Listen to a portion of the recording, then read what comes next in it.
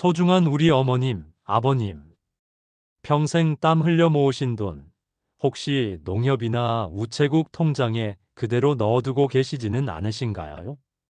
7월부터 우리가 알던 은행 규칙이 크게 바뀐다는 소식 들으셨는지 모르겠습니다. 이 내용을 모르시면 정말 큰일 날 수 있습니다. 나도 모르는 사이에 내 소중한 돈이 위험에 처할 수도 있다는 뜻입니다. 정부에서 새로 발표한 내용이라 통장을 가지고 계신 분이라면 오늘 이야기는 다른 건 다 잊으셔도 좋으니 꼭 귀 기울여 주셔야 합니다. 나는 금융 같은 건 잘 몰라. 그런 어려운 이야기는 머리 아파하고 넘기시면 안 됩니다. 제가 오늘 세상에서 가장 쉬운 말로 하나하나 차근차근 설명해 드릴 테니 아무 걱정 마시고 끝까지 한번 들어보세요. 오늘 이 영상을 다 보고 나시면 적어도 몰라서 내 돈을 잃는 억울한 일은 절대로 없으실 겁니다. 혹시 주택 청약 통장 가지고 계신가요? 오래전에 자식들 이름으로 또는 내 이름으로 하나씩 만들어 두신 분들이 많으실 텐데요. 그런데 혹시 이 청약 통장이 은행이 망하면 단 한 푼도 보호받지 못한다는 사실을 알고 계셨습니까? 정말 충격적인 이야기지요. 우리가 은행에 돈을 넣어두는 가장 큰 이유는 안전하기 때문인데, 나라에서 만들라고 해서 만든 이 청약 통장이 예금자 보호가 안 되는 상품이라니요. 쉽게 말해서 내가 거래하는 은행에 무슨 일이 생기면 그 안에 들어있는 내 돈을 고스란히 잃을 수도 있다는 이야기입니다. 제 어머니께서도 이 말씀을 처음 들으시고는 아니, 그게 무슨 소리냐? 여태껏 아무 말 없다가 이제 와서 왜 그런데? 하시며 길길이 노하셨습니다. 그런데 제가 차분히 설명을 드리니 금방 이해하시더라고요. 정부에서 이 문제를 알고 이제라도 바로잡기 위해 새로운 제도를 만들었습니다. 바로 기존의 청약예금, 청약부금, 청약저축 통장을 주택청약종합저축이라는 이름의 새로운 통장으로 바꿔주는 것입니다. 이걸로 바꾸기만 하면 그때부터는 예금자 보호를 받을 수 있게 됩니다. 그런데 여기서 가장 중요한 것이 있습니다. 바로 마감 기한이 정해져 있다는 겁니다. 올해 9월 30일까지입니다. 이 날짜가 지나면 더는 바꿀 수가 없습니다. 그러니 이 영상을 보시는 즉시 자녀분들에게도 알려주시고 내 통장도 한번 확인해 보셔야 합니다. 나중에 해야지 하고 미루시다가는 깜빡 잊어버리기 십상입니다. 바꾸면 좋은 점이 또 있습니다. 예전에는 청약저축 통장으로는 공공주택, 즉 나라에서 짓는 아파트에만 청약할 수 있었고, 청약예금 통장으로는 민영주택, 즉 건설회사에서 짓는 아파트에만 청약할 수 있었습니다. 딱 정해져 있어서 선택의 폭이 좁았지요. 하지만 이번에 주택 청약 종합저축으로 바꾸고 나면 공공주택이든 민영주택이든 가리지 않고 모든 아파트에 청약할 수 있게 됩니다. 우리 자식들이 집을 구할 때 기회가 훨씬 더 넓어지는 셈이니 안 바꿀 이유가 없겠지요. 바꾸는 방법도 아주 간단합니다. 신분증을 가지고 기존에 그 통장을 만들었던 은행에 찾아가시거나 자녀분들에게 부탁해서 인터넷으로도 쉽게 바꿀 수 있습니다. 가장 걱정하시는 부분, 바로 그동안 부어왔던 돈과 가입 기간은 어떻게 되느냐 하는 것일 텐데요. 아무 걱정 안 하셔도 됩니다. 그 돈과 기간 모두 새로운 통장에 그대로 인정을 해줍니다. 단 한 가지, 딱 한 가지만 기억하세요. 이렇게 한번 바꾸고 나면 다시 예전 통장으로는 돌아갈 수 없습니다. 하지만 앞서 말씀드린 것처럼 은행이 망해도 내 돈을 지킬 수 있고 청약할 수 있는 아파트 종류도 훨씬 많아지니 대부분의 사람들에게는 바꾸는 것이 무조건 더 유리합니다. 그러니 9월 30일 이 날짜를 꼭 달력에 크게 동그라미 쳐놓으시길 바랍니다. 자, 이제 정말 더 중요한 이야기를 해보겠습니다. 우리가 평생을 아끼고 아껴서 모은 피 같은 돈, 이 돈이 은행에 넣어두었다고 해서 다 안전한 것이 아니라는 사실입니다. 아니, 은행이 망할 일이 뭐 있겠어? 하고 안일하게 생각하시면 정말 큰일 납니다. 세상 일은 아무도 모르는 법이니까요. 바로 예금자 보호 제도에 관한 이야기입니다. 나라에서는 혹시라도 은행이 망하는 경우를 대비해서 우리 같은 예금 고객들의 돈을 보호해주는 제도를 만들어 두었습니다. 한 은행에 한 사람당 5천만 원까지는 나라에서 책임을 지고 되돌려주는 제도였지요. 그런데 이 5천만 원이라는 금액이 무려 24년 동안이나 그대로였습니다. 물가는 하늘 높은 줄 모르고 치솟았는데 보호해주는 금액은 제자리에 머물러 있었던 겁니다. 그런데 드디어 정말 다행스럽게도 올해 9월 1일부터 이 예금자 보호 한도가 5천만 원에서 1억 원으로 2배 오를 예정입니다. 정말 반가운 소식이지요. 이제 한 은행에 1억 원까지는 안심하고 넣어두어도 된다는 뜻입니다. 하지만 세상 모든 일에는 우리가 꼭 알아야 할 함정이 숨어 있습니다. 여기서 가장 중요한 핵심은 이 1억 원이라는 한도가 원금과 이자를 합친 금액이라는 점입니다. 이게 무슨 말이냐고요? 제가 예를 들어 설명해 드리겠습니다. 만약 제가 한 은행에 원금 9,800만 원을 넣어두었다고 가정해 봅시다. 시간이 흘러 이자가 300만 원이 붙었습니다. 그러면 내 통장에 찍힌 총 금액은 원금 9,800만 원의 이자 300만 원을 더해 1억 100만 원이 됩니다.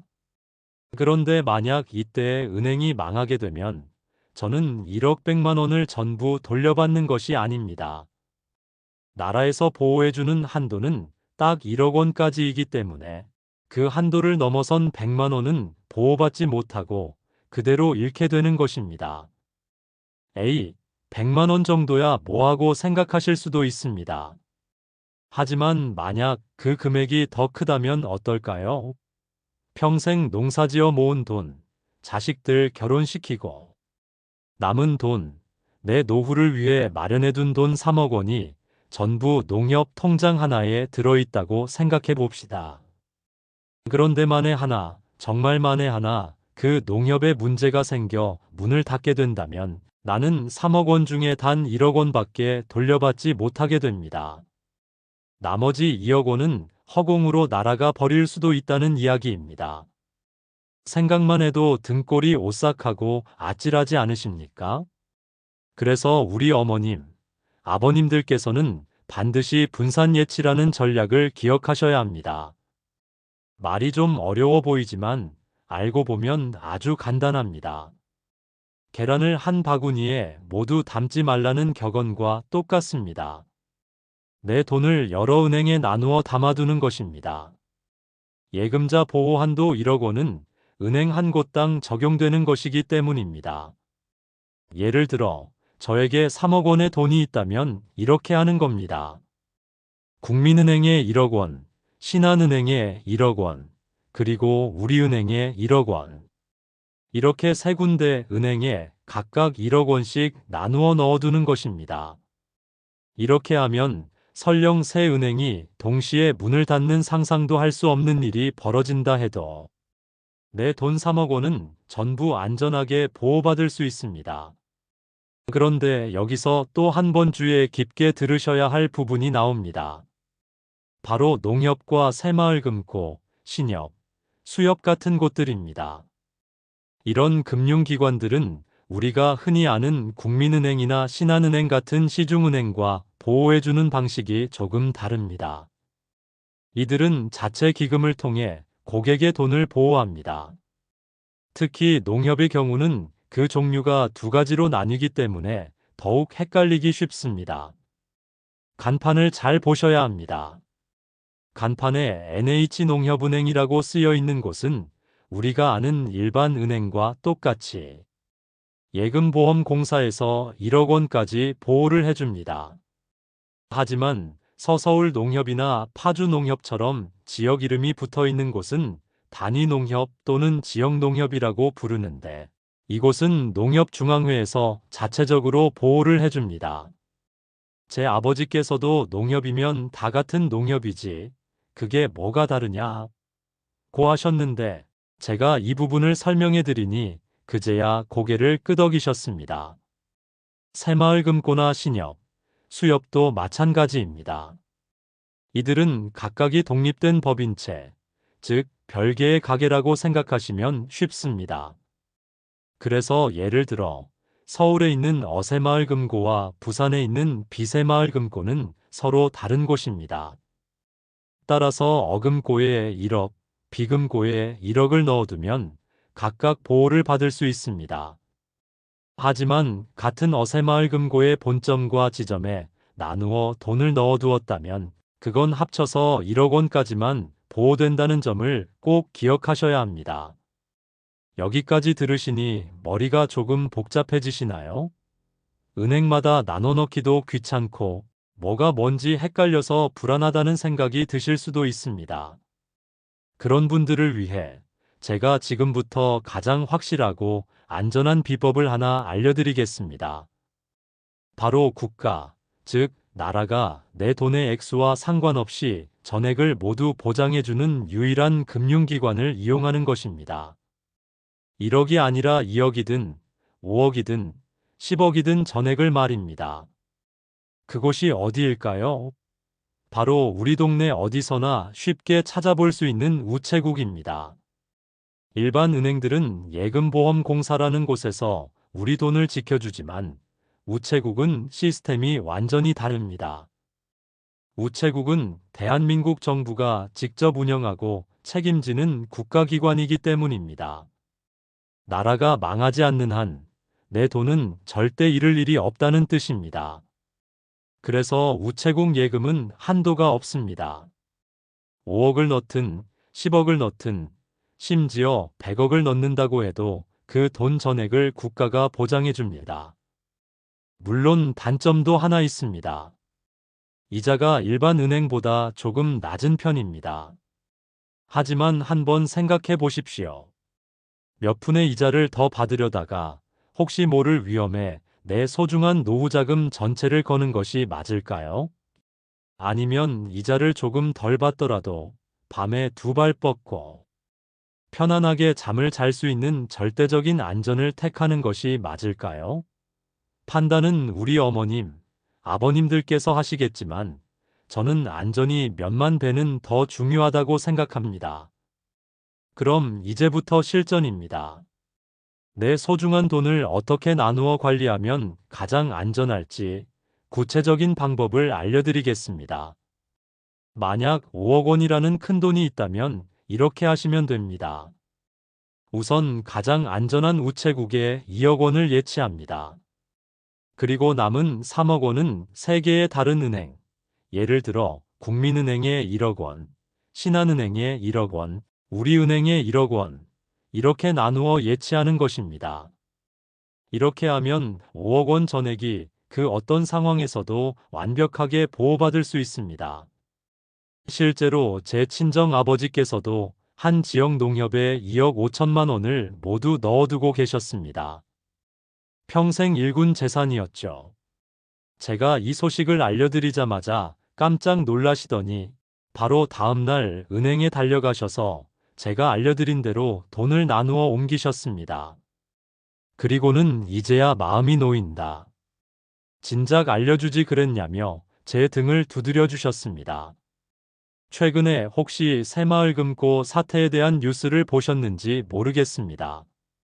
어떤 한 지점에서 1,700억 원이 넘는 돈을 부당하게 대출해준 사건이 터졌고 올해 들어서만 벌써 7곳의 새마을금고가 문을 닫았다는 소식이 들려왔습니다.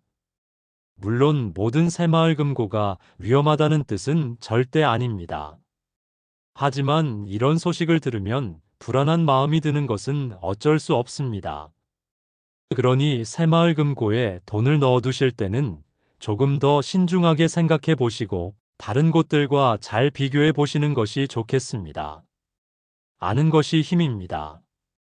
모르면 내 돈을 잃을 수 있지만 제대로 알고 있으면 얼마든지 지킬 수 있습니다. 그런데 말입니다. 요즘 동네에 있던 은행들이 하나둘씩 사라져서 많이 불편하지 않으셨습니까? 특히 읍내나 시골에 사시는 어르신들은 통장 정리 한번 하려면, 입금 한번 하려면 버스를 타고 한참을 나가야 하는 경우가 많아졌습니다. 제 외할머니께서도 동네에 있던 은행이 문을 닫는 바람에 버스를 2번이나 갈아타고 시내까지 나가셔야 한다며 무척 힘들어 하셨습니다. 젊은 사람들은 스마트폰으로 다 한다지만 우리 어르신들은 그게 쉽지 않으니까요. 그래서 정부가 우리 어르신들을 위해 아주 좋은 정책을 하나 새로 시작했습니다. 이것도 7월부터 시작되는 것이니 꼭 알아두셔야 손해를 안 보십니다. 바로 은행 대리업 제도라는 것입니다. 말이 조금 어렵지만 내용은 아주 간단합니다. 이제는 동네에 있는 우체국이나 단위농협에 가서도 신한은행이나 국민은행 같은 다른 은행의 업무를 볼 수 있게 되는 겁니다. 은행들이 자꾸 지방에 있는 지점들을 없애버리니까 정부가 그럼 우체국이랑 농협이 그 일을 대신 좀 해주시오 하고 부탁을 한 셈입니다. 전국에 깔려있는 2,500개가 넘는 우체국에서 이 업무를 볼 수 있게 됩니다. 이제는 멀리 시내 은행까지 나갈 필요 없이 가까운 우체국에만 가시면 됩니다. 우체국 창구에 가서 내가 쓰는 국민은행 통장에 돈을 넣거나 빼는 것은 물론이고 적금을 새로 만들거나 깨는 일, 통장 정리, 심지어 대출 상담과 신청까지도 가능해집니다. 각종 증명서를 발급받는 일도 할 수 있습니다. 얼마나 편리해지는 것입니까? 더 좋은 것은 여러 은행의 상품을 한자리에서 바로 비교해 볼 수도 있다는 점입니다. 예를 들어 우체국 직원에게 국민은행 정기예금이랑 신한은행 정기예금 중에 지금 어디가 이자를 더 많이 주나요? 하고 물어보면 직원이 바로 확인하고 알려줄 수 있다는 겁니다. 예전에는 이 은행, 저 은행 직접 돌아다니며 물어봐야 했던 번거로움이 사라지는 것이죠. 물론 몇 가지 알아두셔야 할 점은 있습니다. 이 서비스는 반드시 우체국 창구에 직접 방문해서 얼굴을 보고 처리해야만 합니다. 신분증을 꼭 챙겨가셔야 하고 인터넷이나 스마트폰으로는 이용할 수 없습니다.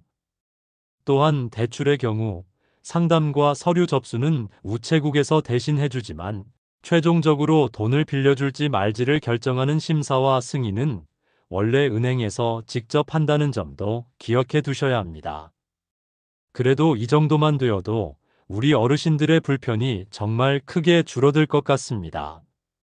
제 어머니께서도 이제는 무거운 다리 이끌고 멀리까지 버스 타고 나갈 필요가 없게 되었다며 무척이나 좋아하셨습니다.